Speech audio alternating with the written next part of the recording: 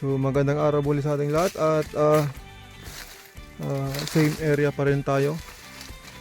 Parehas na area lang po at para i-share ang ating pag-decode dito sa area na ito. So ngayon, meron ito yung isang marka din po na isda. At meron tayo ditong isda. Okay. And then kung mapapansin po natin yan ay meron din siyang nguso. Kung mapapansin natin yung nguso po niya ay pag ganun siya, papunta rin doon. So yan po yung nguso ng isda na yan, na hindi ko lang, parang butete ata to, or hindi ko lang, malaking tiyan ng isda eh. Basta malaki yung tiyan niya. Ayan. Okay, so yan. And then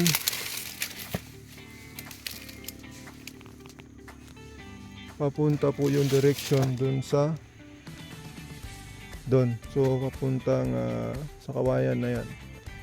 Okay, so yan po yung susundan natin na direction. And then siyempre maghahanap din tayo ng counter sign na ibang clue para magtuturo doon sa banda na yon. Hindi natin alam kung gaano kalayo, kasi nga ang direction lang na sinasabi niya ay pa ganon. So ngayon maghahanap tayo ng clue. At isa po nating nakita ay pansin nyo to, na vlog ko na rin to nung nakaraan, ay itong isang bato na to. Yan, yung dating bato na po yan ay may dugtong yan. So tinapyasan lang po dahil sa ginawa nilang binawasan para kasi matulis daw. Kaya binawasan, pati nga yan eh. Binawasan nila kasi medyo may tulis din yan, pero binawasan nila. Yan, may tulis yan at halos yung itsura po niyan ay diamond shape pag nakatayo ka rito. So diamond shapes po siya. Okay? Pero hindi po siya ang sinasabi po ng marker na yan ay go north. So norte po. So kung makikita po natin, magkukompas po tayo ng go north. So isang clue po yan na ang pupuntahan natin ay norte. So puntahan natin yung taas niya.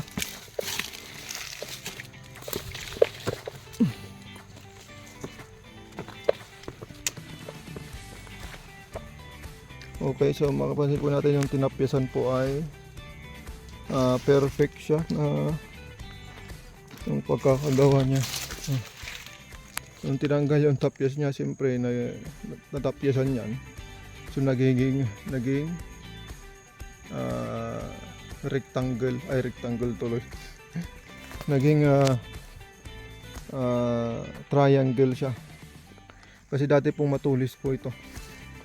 So ngayon, ang go north, ang clue po natin, ang deposito ay papuntang north. Yan. So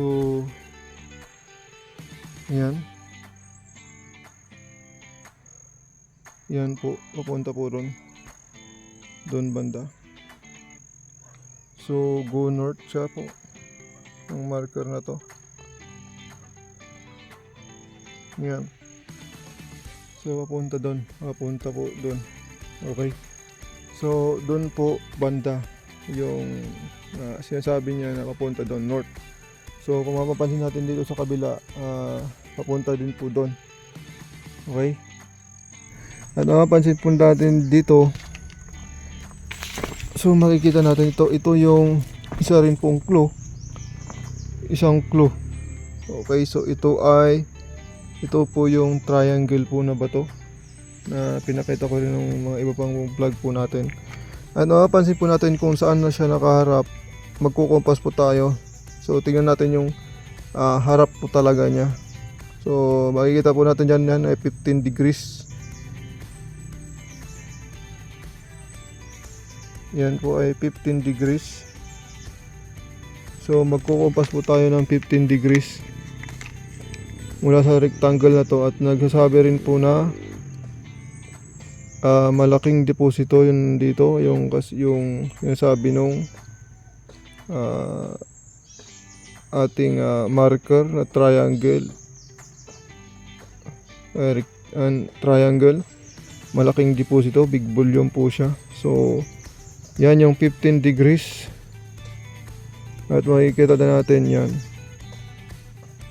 Okay, so yan yung 15 degrees. So ang tatamaan niya ay doon, dyan sa part na yan, yung 15 degrees. So yun po yung harap ng triangle na to. At ito nagsasabi din na go north. So norte po yung pupuntahan. Okay, norte. So yan, so doon banda. So ibig sabihin ang deposito ay nasa norte part. Okay, hindi eksaktong north. Basta ang extraction lang po niya ay sa norte banda yung deposito. So sinasabi niya po niya na andyan banda. So papuntang norte. Okay, and then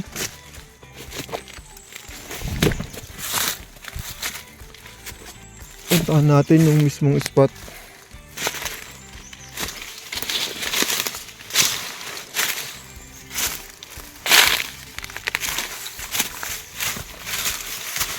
So ito na po yung, dito na banda po yung spot. Ayan. Dito na po tayo sa spot na to.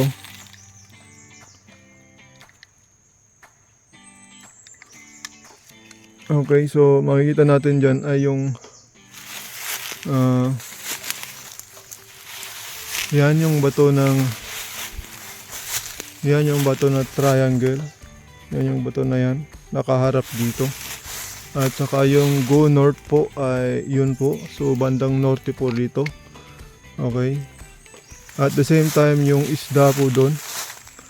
Yung isda na papunta po rito. So dito po sila nakapag-aabot lahat. Kaya ito po yung spot na, dito po yung spot na may malaking deposito. Na sinasabi rin po nung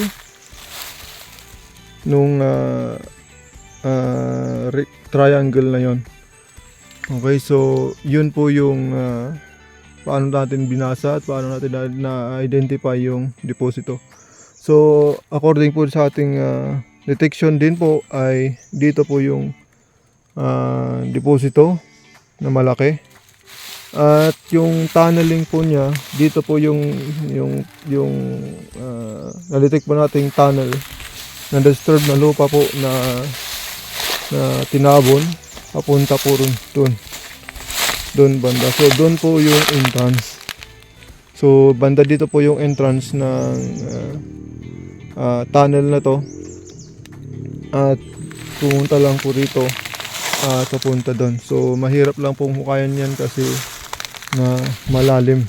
Okay, so malalim po yung detection yan. So mahirap pong birahin po yan. Kasi kailangan po ng malaking pera. Okay, so yan. Yan yung mga marka na yon. So ganito lang po ako mag-decode sa area. At actually, meron pa pong pakaraan. Ito lang po ay isang pamaparaan lang po ito ng pag-decode sa area.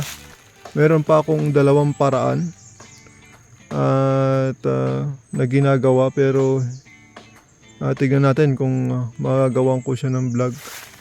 Pero sa ngayon yun lang muna yung ipinapakita ko. So yung pinakasimpleng paggamit ng mga markers po. So maraming salamat po sa lahat. Salamat sa pagsubaybay po sa atin. At salamat po sa pag-like, sa pag-share at sa subscribe sa ating channel. So maraming salamat po. God bless po sa ating lahat.